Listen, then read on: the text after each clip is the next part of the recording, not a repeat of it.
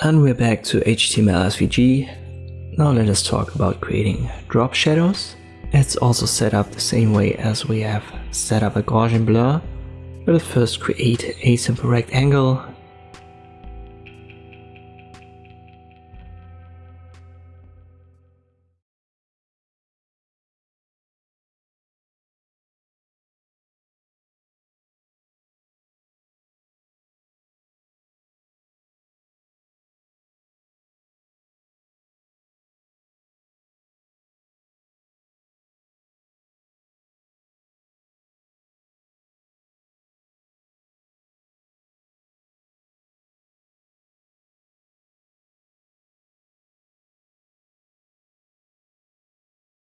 I give it a fill and a stroke, and later on I'll have to connect the filter.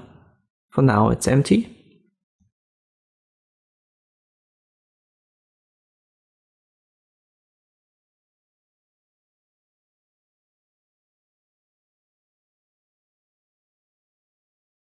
Let us adjust the position as well, just a little bit.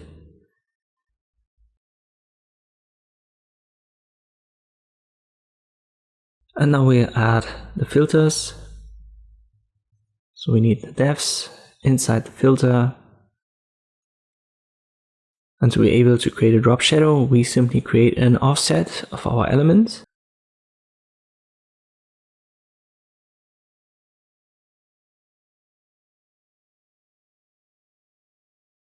We use the FE offset for that. Results is of out and in is our source graphic. So in this case the rectangle is being used and then offset maybe to like 10 in X and Y.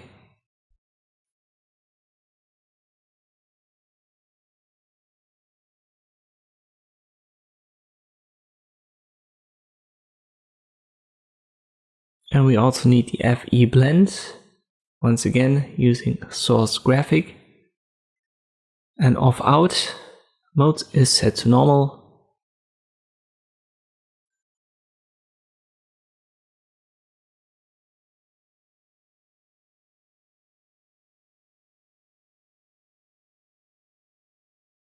You can see it for now as we haven't yet connected the filter with our rectangle. So let's go to the URL. We need an ID to connect it. Let me just call this filter1. And now I use hashtag filter1 right here for our URL. And now we should see the offset.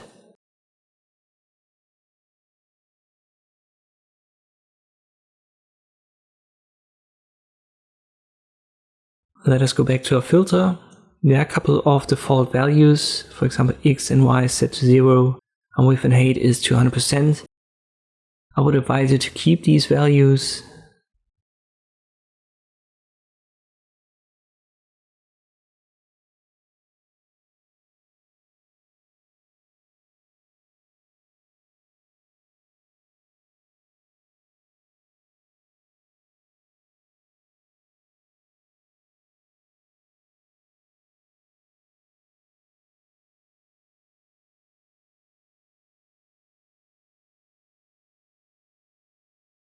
If I delete them, you know what, let me just do this and you're going to see in the next step why we should keep them even though they don't seem to have an effect.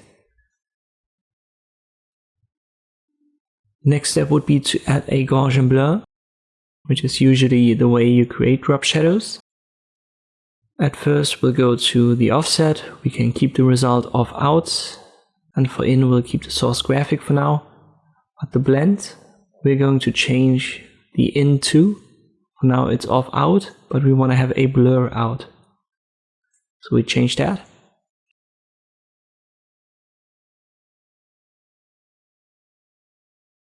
And in between these two, we'll add the Gaussian blur. So we need FE Gaussian blur. Result is set to blur out, just like our in2 for the blend. And the in is off out. The STD deviation, it adjusts the intensity of the blur. Let me set it to 3.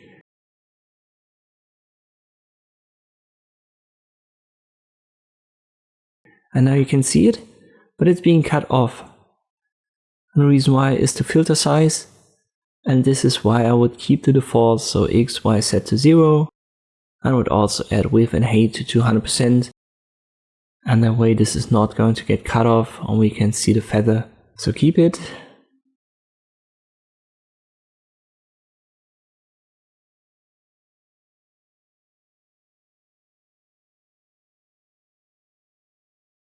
Usually a blur for a drop shadow is black, and we can simply adjust that by going to our FE offset. We've used the source graphic, which was our red rectangle, and instead we'll simply use the alpha.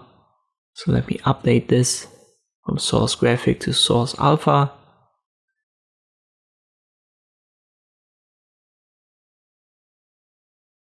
And if I refresh it, our drop shadow is now black. Maybe I'll change the stroke so that we can see it properly. I'll make it green. So this is the rectangle.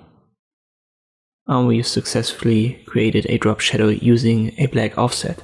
And this is how you can add a drop shadow to any shape in HTML SVG. I hope this video was helpful. Thank you for watching, and I'll see you next time.